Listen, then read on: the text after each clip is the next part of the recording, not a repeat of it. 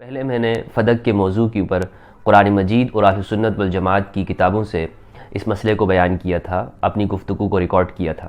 آج میں اسی حوالے سے کچھ گزارشات عرض کرنا چاہتا ہوں۔ پہلی بات تو یہ ہے کہ ہمارے ہاں کچھ لوگ اس حوالے سے یہ بات کرتے ہیں کہ سیدہ پاک کا جو جنازہ ہے وہ جناب ابو بکر رضی اللہ عنہ نے پڑھایا تھا، اور اسی طرح اسی فدق کے جوابات دیتے ہوئے ہمارے اہل سنت احباب وہ اس طرح کی تعویلات کرتے ہیں جو کہ خود ہماری کتابوں کے مخالف ہیں۔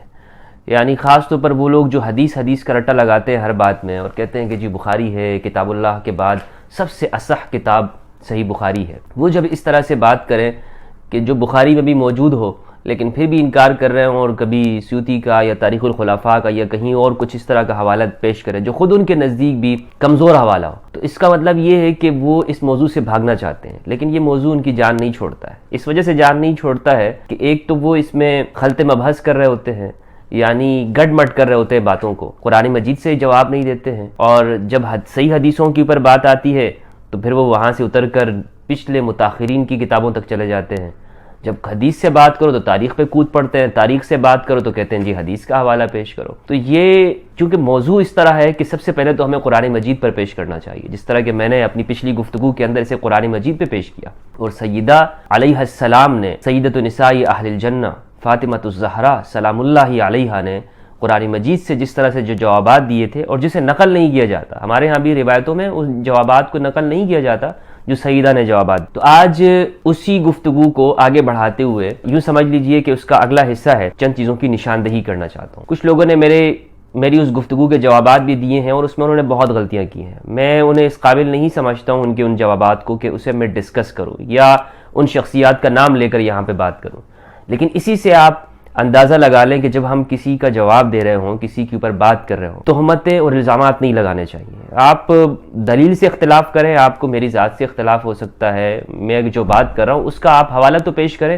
اس میں آپ جھوٹ بول رہے ہیں۔ جب آپ کسی شخص کے بارے میں جھوٹ بولتے ہیں، مجھے کئی دوست احباب نے کچھ ویڈیوز بھیجی ہیں، تو جب میں نے ان کو دیکھا تو مجھے معلوم ہوا کہ اس شخص نے جھوٹ سے کام لیا، اور جھوٹ بولنے والوں کو میں جواب نہیں دیتا ہوں۔ مجھ سے آپ لاکھ اختلاف کریں، لاکھ اختلاف کریں، لیکن وہ بات کریں کہ جو حقیقت بھی ہے، جس کو میں بھی مانتا ہوں۔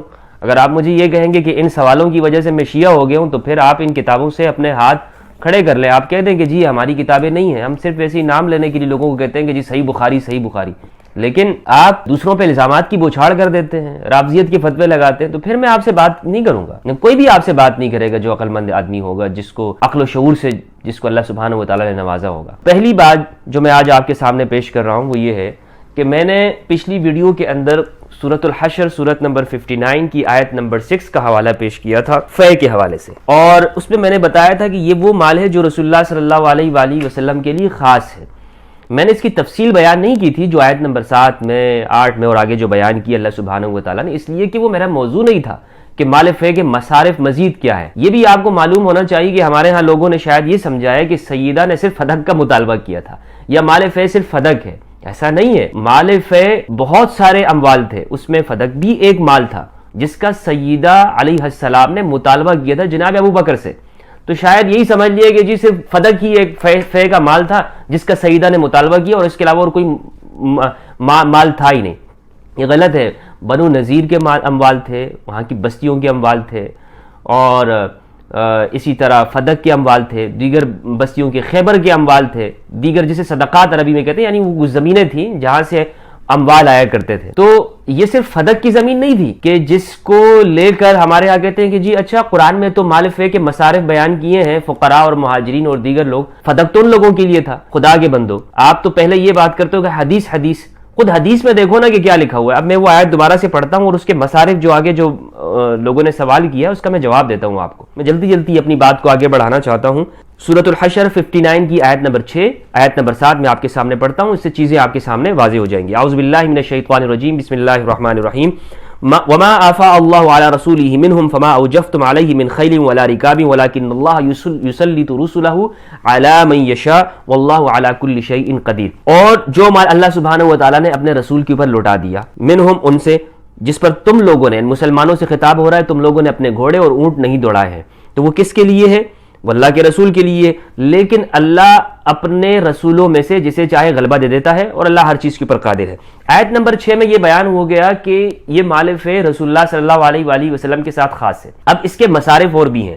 یہاں یہ بات یاد رہے کہ میں نے اپنی گفتگو کے اندر یہ نہیں کہا کہ جناب صرف مال فے و فدق ہے، بلکہ دیگر اموال میں بھی تھے، اس میں نے تصریح کی تھی اس بات کی، اور میں نے یہ کہا بھی تھا کہ مزید تفصیل میں انشاءاللہ آگے بیان کروں گا۔ لوگوں نے شاید یہ سمجھ لیا ہے کہ صرف ایک فدق کا ہی مال تھا جو رسول اللہ صلی اللہ علیہ وآلہ وسلم کے پاس فے کا تھا اور دیگر اموال نہیں تھا، بلکہ میں آپ کو بتاؤں کہ فدق کے ساتھ دیگر زمینیں بھی تھی بنو نذیر کی بستیوں کے، اسی طرح دیگر اموال مدینہ کے اندر ان اقوام کے جنہوں نے راضی برضا ہو کر رسول اللہ صلی اللہ علیہ وآلہ وسلم کے لیے اموال پیش کر دیے تھے کہ ہم جنگ نہیں کرنا چاہتے، ہم آپ کے ساتھ صلح کے ساتھ رہنا چاہتے ہیں، بس یہ اموال ہے، اس بات کے اوپر صلح ہو جائے، ٹھیک ہے۔ ان میں سے ایک فدق بھی تھا جس کا مطالبہ سیدہ پاک نے کیا تھا، لیکن اب یہ جو فے کا مال رسول اللہ کے پاس آ رہا ہے، دیگر بنو نذیر کی بستیاں ہیں، فدق کے رہنے والے ہیں، یہود کے دیگر خیبر کے ہیں، تو ان اموال کے جو مصارف ہیں وہ کیا ہے؟ تو اللہ سبحانہ و تعالیٰ نے بیان کر دیا کہ یہ اس کے اموال کے مصارف وہ مزید بھی ہیں۔ آیت نمبر 6 میں بیان کیا کہ اللہ کے رسول کے لیے مال فے، اور اس میں ساتھ میں چیزیں اور بھی ایڈ کر دی 7 نمبر میں، اور اس کی وجہ بھی بتا دی کہ ایسا نہ ہو کہ اموال صرف چند ہاتھوں میں سمٹ کے رہ جائے، لیکن ساتھ میں یہ بتایا کہ کن کن کے اوپر ہے، فَلِلَّهِ وَلِلرَّسُولِ وَلِذِي الْقُرْبَى وَالْيَتَامَى۔ اب یہ دیکھیں اس میں آیت کے اندر لفظ بھی اللہ سبحانہ و تعالیٰ نے جو استعمال کی، من اہل القرى، بستی والے، اس کا مطلب یہ کہ صرف ایک فدق نہیں تھا، اہل القرى، بستی والوں میں سے بہت ساری بستیاں تھیں کہ جہاں سے مال اللہ سبحانہ و تعالیٰ نے اپنے رسول کی طرف لوٹایا تھا، وہ صرف ایک بستی فدق نہیں تھی، بہت ساری تھی، آیت سے ہی معلوم ہو رہا ہے۔ فَلِلَّهِ، اللہ کے لیے، وَلِلرَّسُولِ، رسول کے لیے، وَلِذِي الْقُرْبَى، قرابت والوں کے لیے، کون سے قرابت والوں کے لیے؟ اللہ کے رسول کے قرابت اہل البیت علیہ السلام کے لیے، وَالْيَتَامَى، یتیموں کے لیے، مسکینوں کے لیے، مسافروں کے لیے، تاکہ مال تم میں سے امیروں کے، دولت مندوں کے ہاتھ میں ایک جگہ پہ نہ آ جائے۔ وَمَا آتَاكُمُ الرَّسُولُ فَخُذُوهُ، جو اللہ کے رسول اس میں سے تمہیں دیں لے لو، اور جس سے تمہیں روکنا چاہیں رک جاؤ۔ وَمَا نَهَاكُمْ عَنْهُ، جس سے تمہیں منع کر دیں فَانْتَهُوا، بس باز آ جاؤ۔ وَاتَّقُوا اللَّهَ، اللہ سے ڈرو، إِنَّ اللَّهَ شَدِيدُ الْعِقَابِ، بے شک اللہ کا عذاب سخت ہے۔ لِلْفُقَرَاءِ الْمُهَاجِرِينَ الَّذِينَ أُخْرِجُوا مِنْ دِيَارِهِمْ وَأَمْوَالِهِمْ يَبْتَغُونَ فَضْلًا مِنَ اللَّهِ وَرِضْوَانًا وَيَنْصُرُونَ اللَّهَ وَرَسُولَهُ أُولَئِكَ هُمُ الصَّادِقُونَ، اور پھر سچے وہ لوگ کہ جو مہاجرین جنہوں نے ہجرت کی ہو۔ تو یہاں یہ بات معلوم ہوئی ان دو آیات سے کہ مال فے کے جو مصارف ہیں وہ کون کون سے۔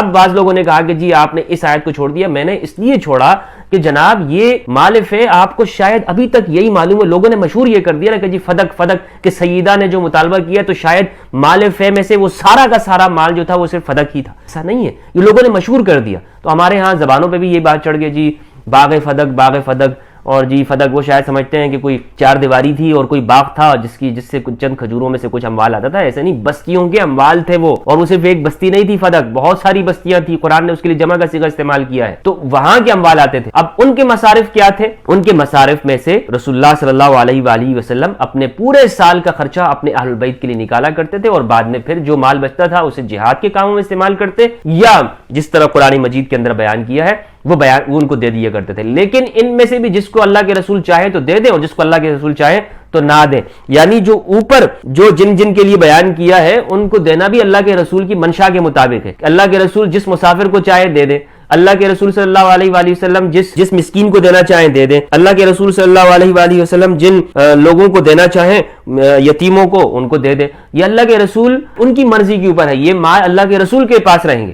اور پھر اس کے بعد اللہ کے رسول صلی اللہ علیہ وآلہ وسلم کے جو اپنے استعمال میں کرتے تھے جس مرضی کے مطابق، وہ آگے پھر آپ کی وراثت منتقل ہوگی، اور جس کے اوپر میں گفتگو کر چکا ہوں، جس کے لیے یہاں پہ بات کرنا ضروری نہیں ہے۔ تو یہ بات میں سمجھتا ہوں کہ واضح ہو چکی ہوگی کہ مال فے وہ صرف ایک بستی کا مال نہیں تھا جس طرح کے اس چیز کو سمجھا جا رہا ہے۔ اب اسی چیز کو ہم صحیح بخاری سے دیکھتے ہیں۔ صحیح بخاری کی حدیث نمبر 3094 ہے، ایک طویل حدیث ہے۔ حدثنا اسحاق بن محمد الفروی قال حدثنا مالك بن انس عن ابن شهاب عن مالك بن اوس بن الحدثان وكان محمد بن جبیر ذکر علی، طویل حدیث ہے۔ ہم سے اسحاق ابن محمد فروی نے بیان کیا، کہا ہم سے مالک بن انس نے، انہوں نے ابن شہاب سے، انہوں نے مالک بن اوس بن حدثان سے۔ حضرت عمر رضی اللہ عنہ نے کہا کہ اب میں آپ لوگوں سے اس معاملے کی شرح بیان کرتا ہوں۔ بات یہ ہے کہ اللہ تعالیٰ نے اپنے رسول کے لیے اس غنیمت کا ایک مخصوص حصہ مقرر کر دیا تھا، اس غنیمت یعنی غنیمت کا لفظ استعمال کیا فے۔ پھر آپ نے یہ آیت تلاوت کی، وما افاء اللہ علی رسولہ منہم فما اوجفتم علیہ من خیل، سورۃ الحشر 59 کی آیت نمبر 6، یہ حضرت عمر نے پڑھی۔ فکانت ھذہ خالصۃ لرسول اللہ، یہ اللہ کے کے رسول کے لیے خاص رہا، یہ اللہ کے رسول کے لیے خاص رہا یہ مال، مگر قسم اللہ کی یہ جائیداد رسول اللہ صلی اللہ علیہ وآلہ وسلم نے تم کو چھوڑ کر اپنے لیے جوڑ نہ رکھی۔ کیا مطلب ہے؟ مولا علی سے اور حضرت عباس سے یہ کہہ رہے ہیں حضرت عمر کہ رسول اللہ یہ مال تمہیں دیا کرتے تھے، صرف اپنے لیے نہیں رکھا بلکہ تمہیں بھی اس میں سے حصہ ملتا تھا، نہ خاص اپنے خرچ میں لائے کہ جس سے اپنے اوپر خرچ کرتے ہو، بلکہ تم ہی لوگوں کو دیے اور تمہارے ہی کاموں میں خرچ کیے۔ یہ جو جائیداد بچ رہی ہے اس میں سے آپ اپنی بیویوں کا سال بھر کا خرچ لیا کرتے، اس کے بعد جو باقی بچتا وہ اللہ کے مال میں شریک کر دیتے، جہاد کے سامان وغیرہ میں جو آپ استعمال کرتے۔ تو 3094 سے حضرت عمر کے بقول ہی یہ معلوم ہوا کہ یہ مال خالص اللہ کے رسول کا اور وہ آپ اپنے اہل البیت کے اوپر خرچ کرتے تھے۔ یہی بات جو ہے صحیح بخاری کے اندر 6728 نمبر پہ، 2904 پہ، 5357 میں اور 4885 کے اندر یہی بات بیان کی ہے حضرت عمر رضی اللہ تعالی عنہ نے کہ یہ مال خالص اللہ کے رسول صلی اللہ علیہ وآلہ وسلم کا تھا۔ یعنی جو یہ کہہ رہے ہیں کہ نہیں یہ مال اس میں دیگر مصارف بھی تھے، وہ میں نے آیت میں آپ کو بتا دی کہ آیت کے اندر یہ کہ اللہ کے رسول جسے چاہیں دے دیں اور جسے چاہیں روک لیں، ما آتاکم رسول فخذوہ وما نہاکم عنہ فانتہوا، اور اس میں جو مصارف بیان کی اس میں بھی اہل البیت علیہم السلام ہے۔ اور پھر اس میں یہ بھی یاد رکھیے گا کہ صرف فدق کی زمین نہیں ہے، یہ بات آپ یاد رکھیے گا۔ اسی طرح میری اس ویڈیو پہ جو اعتراض کیا گیا اس میں سے ایک یہ بھی ہے کہ میں نے یہ لفظ استعمال کیا کہ سیدہ علیہ السلام ابو بکر رضی اللہ عنہ کے دربار میں گئی، تو آگے جی دیکھیں شیعوں کی طرح دربار کا لفظ استعمال کیا۔ ابو بکر کا دربار کہا تھا، وہ تو مسجد میں بیٹھا کرتے تھے، دربار ہی نہیں تھا۔ بھائی مکان جو ہے وہ مکین سے ہوتا ہے، اگر حضرت ابو بکر مسجد میں بیٹھیں گے تو وہ دربار ہو جائے گا۔ دربار سے مراد یہ ہے کہ جہاں پر خلیفہ بیٹھیں گے وہ اس جگہ کے لیے آپ یوں سمجھ لیں کہ اس کو دربار کا لفظ استعمال کیا جائے گا۔ پھر ہمارے اردو ادب میں یہ لفظ استعمال ہوتا ہے، اس کے لیے ضروری تھوڑی کہ میں نے اپنے ذہن کے اندر رکھ کے کوئی قصر کوئی محل نما کے لیے استعمال کیا ہو۔ میں نے مراد یہ ہے کہ بھائی جہاں خلیفہ بیٹھیں گے وہ جگہ کے لیے دربار لفظ استعمال کیا۔ پھر میں نے اس میں یہ بات بھی کہی تھی کہ سیدہ علیہ السلام وہ حضرت ابوبکر رضی اللہ عنہ کے دربار میں گئی، مطالبہ کیا فدق کے مال کا، تو ناصبیوں نے کہا کہ نہیں سیدہ تو گئی نہیں ہے، یہ کیسے ہو سکتا ہے، یہ تو بالکل جھوٹی من گڑت بات اس نے کہی۔ خدا کے بندو مجھے پتا ہے کہ تمہیں تکلیف کیوں ہو رہی ہے، تمہیں پتا ہے کہ میں بغیر حوالے کی بات نہیں کروں گا۔ جس ویڈیو کے اندر پچھلی ویڈیو میں نے یہ بات کہی تھی اس میں چونکہ یہ موضوع نہیں تھا، میرا موضوع تھا قرآن مجید کے حوالے سے فدق میراث کو انبیاء کی وراثت کو ثابت کرنا، اس میں ایک ایک جزئیے کو میں نہیں ثابت کر رہا تھا، آپ کی جان نہیں چھوٹنے والی۔ اب جو میں حوالہ آپ کے لیے پیش کر رہا ہوں تو یہ آپ کے لیے تازیانہ ہے انشاءاللہ عز و جل۔ سیدہ علیہ السلام میں دوبارہ کہہ رہا ہوں کہ اپنا جو فدق کا مطالبہ لے کر حضرت ابوبکر کے پاس گئی تھی، خود بھی گئی تھی اور دوسروں کو بھی بھیجا تھا۔ یہ دونوں روایتیں موجود ہیں۔ یہ دونوں روایتیں کیوں موجود ہیں؟ اس کی وجہ یہ ہے کہ جب سیدہ خود ایک دفعہ چلی گئی، سیدہ کی عزت اور طہارت اور ناموس پر میری جان قربان، ان کی طہارت کے اوپر میری زندگی قربان ہو جائے، سیدہ کی طہارت کے اوپر۔ وہ جناب ابوبکر کے پاس خود بھی گئی ہیں اور جب پہلی دفعہ ان کا مطالبہ نہیں مانا گیا، تسلیم نہیں کیا گیا، ان کے حق کو نہیں مانا گیا، گواہ مانگے گئے، ان سے پوچھا گیا کہ اس پہ تمہارے کون تمہارے پاس گواہ ہے اور حدیث پیش کی گئی، تو پھر سیدہ واپس آ گئی۔ سیدہ علیہ السلام نے وہاں پہ جوابات دیے جو میں نے آپ کے سامنے عرض کیے، لیکن سیدہ واپس آ گئی۔ پھر امام علی کو بھی بھیجا، سیدنا عباس کو بھی بھیجا گیا۔ یہ دونوں باتیں صحیح بخاری کے اندر موجود ہیں۔ اب انکار کرو بخاری کا، کہہ دو کہ جی یہ بخاری اصح الکتب بعد کتاب اللہ نہیں بلکہ اغلط الکتب بعد کتاب اللہ ہے، کہہ دو کہ یہ غلط الکتب ہے، لیکن اس سے انکار نہیں کر سکتے ہو تم، بس لوگوں کو جھوٹ بولتے ہو۔ جھوٹ بولنا تمہارا کام ہے، بولتے رہو۔ 6725 پہ روایت موجود ہے، وہ میں آپ کے سامنے پیش کرتا ہوں۔ پہلے میں آپ کے سامنے ایک روایت صحیح بخاری سے ہی آپ کے سامنے پیش کرتا ہوں۔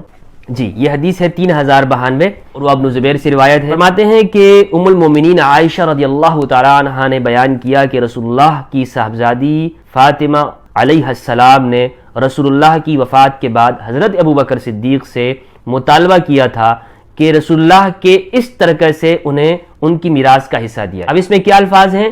سألت ابا بکر الصدیقہ، کہ ابو بکر سے کیا کیا؟ مانگا۔ اب یہ کوئی کہہ سکتا ہے کہ جی خود نہیں مانگا، کسی اور کو بھیجا، ٹھیک ہے، یہ کوئی کہہ سکتا ہے۔ 3093 میں بھی یہی الفاظ موجود ہیں۔ وَكَانَتْ فَاطِمَةُ تَسْأَلُ أَبَا بَكْرٍ نَصِيبَهَا، فاطمہ علیہ السلام تسأل ابا بکر۔ اب کوئی یہ کہہ سکتا ہے کہ جناب یہ تو خود سے نہیں مانگا، کسی اور کو بھیجا، یعنی 3092 یا 3093 میں یہ موجود نہیں ہے کہ خود گئی ہیں۔ اب میں آپ کے سامنے جو پیش کر رہا ہوں اس کے اندر صراحت، یعنی اس میں کوئی صراحت موجود نہیں ہے کہ جی خود گئی ہے، یہ موجود نہیں ہے، لیکن مانگا، مطالبہ کیا، تو یہ سوال پیدا ہوتا ہے نا ذہن میں۔ باب قول نبی صلی اللہ علیہ وآلہ وسلم لا نورث ما ترکنا صدقہ، یہ باب باندھا ہے امام بخاری نے 6725 کی حدیث میں، عن عائشہ ان فاطمہ والعباس، کہ سیدہ فاطمہ اور عباس اتیا آئے، کیا اتیا آئے، کہاں آئے؟ ابا بکر مفعول بھی، ابو بکر کے پاس، یلتمسانی میراثہما، مانگ رہے تھے وہ دونوں میراث کو، رسول اللہ من رسول اللہ، جو رسول اللہ سے تھی، وہما یومئذ یطلبانی ارضیہما من فدک وسہمہ من خیبر، اور اس دن یہ فدق کی زمین کا مطالبہ کر رہے تھے اور خیبر میں بھی اپنے حصے کا، دو جگہ کا مطالبہ۔ تو اس میں صراحتاً، کیا صراحتاً یہ لفظ موجود نہیں ہے؟ صراحتاً اس میں یہ لفظ موجود ہے 6725 کے اندر کہ سیدہ فاطمہ علیہ السلام اور حضرت عباس دونوں آئے، اتیا ابا بکر۔ ایک اور حوالہ مل گیا، میں نے عرض کیا کہ پہلے خود تشریف لے گئی، پھر یہ کہ سیدنا عباس کو ساتھ لے کے گئی، اور سیدنا عباس رضی اللہ عنہ چچا ہیں، محرم ہیں۔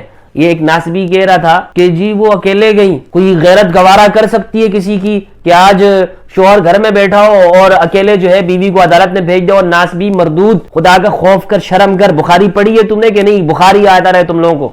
یعنی رسول اللہ صلی اللہ علیہ وآلہ وسلم کے چچا جان تھے حضرت عباس رضی اللہ تعالیٰ عنہ، سیدہ علیہ السلام ان کے ساتھ گئی، اپنے والد کے چچا کے ساتھ، محرم ہیں، ان کے ساتھ گئی ہیں۔ تو یہ کہہ رہے ہیں کہ جی وہ اکیلے بھیج دیا، علی نے اکیلے بھیج دیا۔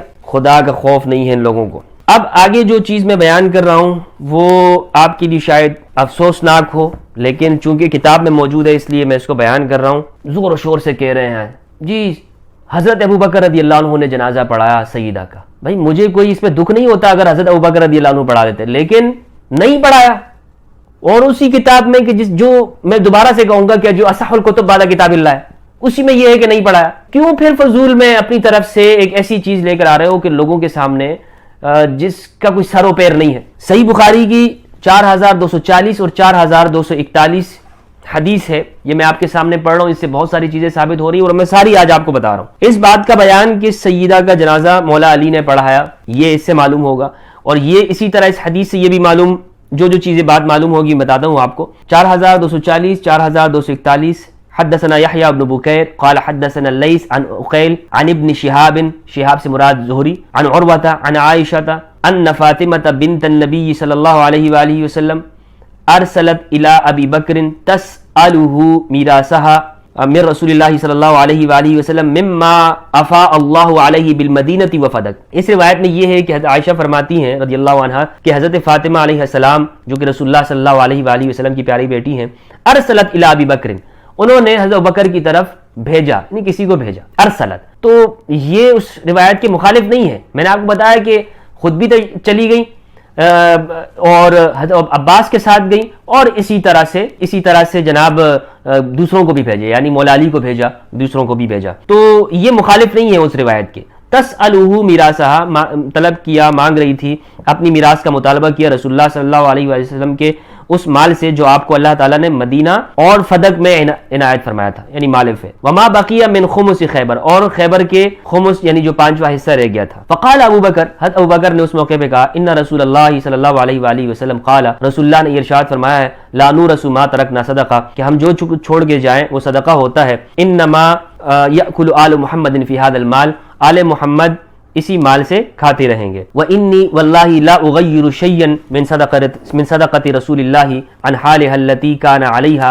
فِي عَهْدِ رَسُولِ اللَّهِ، اور اللہ کی قسم جو کچھ حضور صلی اللہ علیہ وآلہ وسلم چھوڑ گئے ہیں، میں اس میں کسی قسم کا تغیر نہیں کروں گا، جس حال میں حضرت صلی اللہ علیہ وآلہ وسلم کے زمانے میں تھا اب بھی اسی طرح رہے گا۔ اور وَلَا أَعْمَلَنَّ فِيهَا بما عمل به رسول اللہ صلی اللہ علیہ وآلہ وسلم، اور وہی طرز عمل اختیار کروں گا جو رسول اللہ کا اپنی زندگی میں تھا۔ فابا ابو بکر ان يدفع الى فاطمة منها شيئا، تو ابو بکر نے انکار کیا اس بات سے کہ ان اموال میں سے کچھ بھی، یعنی تھوڑا سا بھی اس مال میں سے دینے کا انہوں نے نہیں دیا، کہ ان يدفع الى فاطمة منها شيئا، کہ اس میں سے کچھ بھی دینا منظور نہیں کی، اس بات کو ریجیکٹ کر دیا۔ فوجدت فاطمة على ابی بکر فی ذالک، فوجدت فاطمة على ابی بکر فی ذالک فحجرته، ان کی اس جواب پر سیدہ فاطمہ علیہ السلام ابو بکر کی طرف سے خفا ہو گئی اور ان سے ترک تعلق کر لیا۔ فحجرته، چھوڑ دیا ان کو، حجرته ہجرت سے ہے، دور ہو گئے، دور ہو گئی، چھوڑ دیا ان کو، تعلق ختم کر دیا۔ فلم تکلمہ حتی توفیت، اپنی وفات تک ان سے کوئی بات نہ کی. فلم تکلمہ، ترجمہ کرنے والوں نے ترجمہ کیا مولانا داؤد راز، یہ سلفی عالم ہیں، کہتے ہیں فاطمہ رضی اللہ عنہا حضرت اچھا اور ان سے ترک تعلق کر لیا اور ان کے بعد وفات تک ان سے کوئی گفتگو نہ کی، یعنی اپنی زندگی میں ان سے کوئی بات نہ کی، چھوڑ دی ان سے بات کرنا. وعاشت بعد النبی 6 اشہر، اور رسول اللہ کے بعد 6 مہینے تک سیدہ حیات رہیں. فلما توفیت، اس سے ایک بات یہ معلوم ہوئی کہ زندگی بھر سیدہ ناراض رہیں، زندگی بھر سیدہ ناراضی، اور وہ کتنے مہینے بنتے ہیں؟ خود ہی بخاری نے بتا دیا کہ 6 مہینے. فلما توفیت، اور یہ بخاری نے نہیں بتایا، یہ حضرت عائشہ رضی اللہ تعالیٰ عنہا بتا رہی ہیں، ام المومنین بتا رہی ہیں. فلما توفیت، جب سیدہ کا وصال ہو گیا، وفات پا گئی، دفنہا زوجہا علی لیلا، تو ان کے شوہر، سیدہ کے شوہر علی نے رات کے وقت میں ان کو دفن کر دی. ولم یؤذن بہا ابا بکر وصلی علیہا، اور ابو بکر کو اجازت نہیں دی، وصلی علیہا، اور ان پر نماز پڑھ لی. صلی علیہا، جب صلی کے صلے میں علی آ جاتا ہے تو مطلب یہ ہوتا ہے جنازہ، ان کے اوپر نماز پڑھ لی، مطلب یہ ان کی نماز جنازہ پڑھ لی. بلکہ ترجمہ کرنے والے کہہ رہے ہیں اور خود ان کی نماز جنازہ پڑھائی، سلفی عالم ترجمہ کر رہے ہیں. فاطمہ جب تک زندہ رہی علی پر لوگ بہت توجہ رکھتے رہے، لیکن اب یہ آگے ایک بات انہوں نے کی ہے، اس پر انشاءاللہ رد ہوگا. تو اس روایت سے کیا کیا معلوم ہوئی باتیں بھائی؟ 4240 اور 4241. ایک بات تو یہ معلوم ہوئی سیدہ فاطمہ علیہ السلام ناراض ہوئی. دوسری یہ بات معلوم ہوئی کہ زندگی بھر پھر بات نہیں کی. تیسری یہ بات معلوم ہوئی ابو بکر رضی اللہ عنہ نے جنازہ نہیں پڑھایا. جنازہ کس نے پڑھایا؟ سیدہ کا جنازہ امام علی علیہ السلام نے پڑھایا. تو بھائی یہ تو بخاری کی باتیں ہیں. اس کو اگر آپ لوگ کہتے ہو کہ جناب یہ ربز ہے یا یہ تفریقہ بازی ہے تو ٹھیک ہے، نکال دو ان باتوں کو بخاری سے. اور پھر یہ اپنی طرف سے موضوع اور کمزور روایتیں ممبروں کے اوپر جو تم پڑھتے رہتے ہو کہ نہیں جی وہ تو حضرت ابوبکر کے درمیان کوئی ناراضگی، کوئی اس طرح کا معاملہ نہیں تھا، بلکہ جنازہ تک پڑھا اور آپس میں بڑے تعلقات بہتر تھے. تو بخاری کی یہ روایت 4240 اور 41 کیا کہہ رہی ہے؟ اس کا کیا کرو گے؟ تو میری اس آج کی گفتگو کو آپ، میری جو پچھلی فدق سے متعلق گفتگو ہے، دونوں کو آپ ملا کے دیکھیں گے تو انشاءاللہ آپ کو دونوں باتیں اچھی طرح سے سمجھ میں آ جائیں گی. اور ان لوگوں نے جو جوابات دینے کی کوشش کی اور اس میں جو جھوٹ بولے ہیں اور اپنی کتابوں سے ہی مطلب اس میں کوئی اس طرح کا کوئی جواب تو تھے نہیں کہ جن کا میں کوئی خاص جواب دوں، لیکن وہ جو جھوٹ تھے اس کو میں نے عیاں کرنے کے لیے، آشکارا کرنے کے لیے کہ دیکھیں کہ جی خود کتابوں میں کیا موجود ہے اور یہ مولوی کے آپ کو بتاتے رہتے ہیں. تو ان سے دین کو حاصل کرنے کے بجائے خود آپ ان چیزوں کو دیکھیں. میں نے جو حوالے پیش کیے ان کو آپ خود چیک کریں. جو نمبر میں نے آپ کو بتائے ہیں، اگر آپ کو لگے کہ بھائی میں نے کوئی غلط بیانی کی ہے تو آپ بتا سکتے ہیں، لیکن میں سمجھتا یہ ہوں کہ میں نے اللہ سبحانہ وتعالیٰ اور اس کے رسول صلی اللہ علیہ وآلہ وسلم کی ذات کو میں نے جواب دینا ہے. جانتے بوجھتے حق کو چھپانا اور صرف اس لیے کہ اس میں دوسرے کا موقف صحیح درست ثابت ہو رہا ہو، یہ بہت بڑی یہود کے علماء کی روش والا کام ہے. اللہ سبحانہ وتعالیٰ ہم سب کو ہدایت کے اوپر استقامت عطا فرمائے اور الثقلین اہل بیت علیہ السلام کی معرفت عطا فرمائے.